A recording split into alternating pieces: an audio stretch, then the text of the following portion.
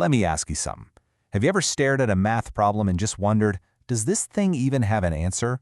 Well, today, we're going to talk about a powerful guarantee that sits right at the heart of algebra, and it says, yes, it absolutely does. This is all about the fundamental theorem of algebra. So let's start with something familiar. Over on the left, we've got an old friend from algebra class. X squared minus 4 equals 0. The solutions, or what we call roots, are super straightforward, 2 and negative 2. Easy enough. But then look at the equation on the right.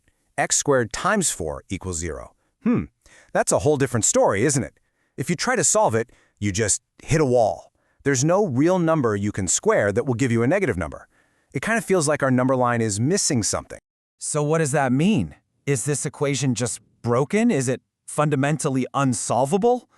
You know, for a long time in the history of math, this was a huge puzzle. It really seemed like some equations just didn't play by the rules and had no answers. But it turns out the equation wasn't broken at all. Our number system was just a little incomplete. To find the answer, we need a much bigger idea. And that brings us to what I like to call algebra's ultimate guarantee, the fundamental theorem of algebra. So what is this big promise? Well, its power is in its simplicity. The theorem says that every single polynomial, as long as its degree is 1 or higher, has a number of solutions, or zeros, that is exactly equal to its highest exponent. The only catch?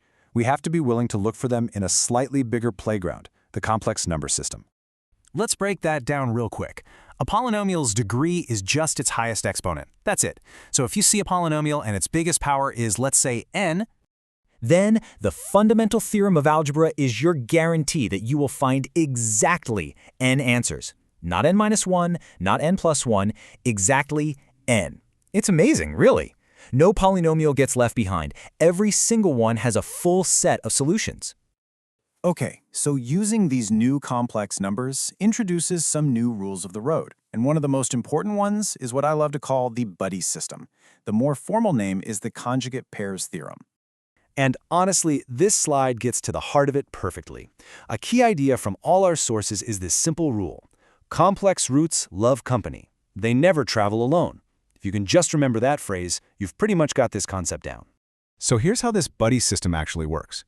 If you find a complex root and it looks something like a plus bi, the theorem guarantees, it's not optional, that its conjugate pair, its buddy, a minus bi, must also be a root for that same equation. And notice the only thing that changes is the sign in the middle. The sign on the imaginary part is the only thing that flips. All right, theory is great, but let's actually put this into practice. We're going to reverse engineer the whole process. We'll start with the answers, the zeros, and build the polynomial equation from the ground up. Okay, here's our mission. We need to build a polynomial of degree 3.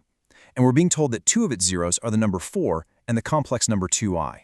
So, the most important thing is just to follow these 3 steps. First, we have to identify all the zeros. We're given 4 and 2i. But wait a second, that buddy system rule kicks in immediately. If 2i is a 0, its conjugate, negative 2i, has to be there too. Perfect. That gives us 3 zeros for our degree 3 polynomial. Step 2, we turn each of those zeros into a factor. And finally, step 3, we just multiply them all together. Now here's a little pro tip that is going to save you a ton of work.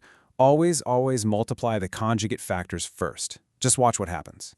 When you multiply x minus 2i by x plus 2i, those middle terms with the I in them, they just cancel each other out. You're left with a term that has I squared, which, as we know, is just negative 1. This little trick makes all the imaginary numbers totally vanish, leaving you with this really clean real expression x squared plus 4. So all that's left is to take our last factor, that x minus 4, and multiply it by the nice result we just got. And when we expand the whole thing out, boom, there it is. We did it. We've built our polynomial, x cubed minus 4x squared plus 4x minus 16.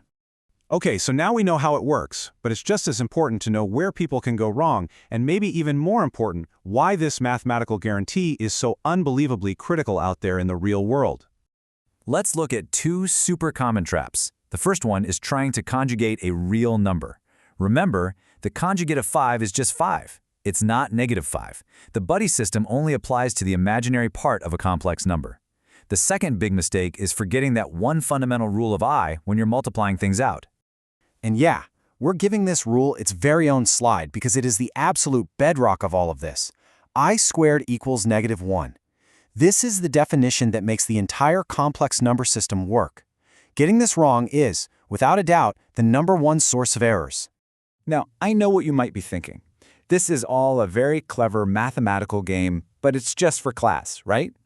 Nope, not at all. The fundamental theorem of algebra is an absolutely essential tool for modern engineering and physics. This is absolutely critical in a field called control systems. See, engineers use polynomials to model the behavior of pretty much everything, from a car's cruise control to an airplane's autopilot. And it turns out the roots of these polynomials are what determine if that system is stable or if it's going to go haywire. The fundamental theorem of algebra is their guarantee that they can find every single root, making sure there's no hidden instability just waiting to cause a problem. And here's exactly what's at stake.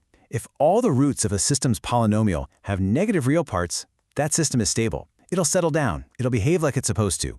But if even one single root has a positive real part, the system becomes unstable. It will start to oscillate and get more and more chaotic until it fails. So for an engineer, finding every single root isn't about getting a good grade, it's about safety. So, the next time you're on a nice, smooth flight or riding in a perfectly stable elevator, here's a little thought.